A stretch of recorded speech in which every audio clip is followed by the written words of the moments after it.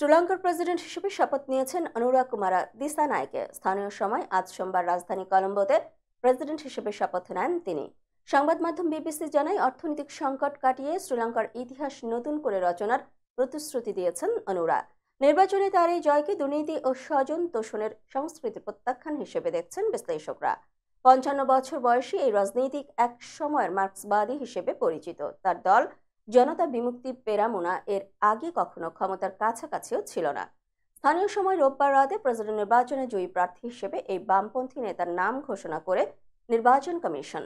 এর আগে গত শনিবার শ্রীলঙ্কার প্রেসিডেন্ট নির্বাচনের ভোট গ্রহণ হয়। ৪২.৩১% ভোট পান দিসানায়কে।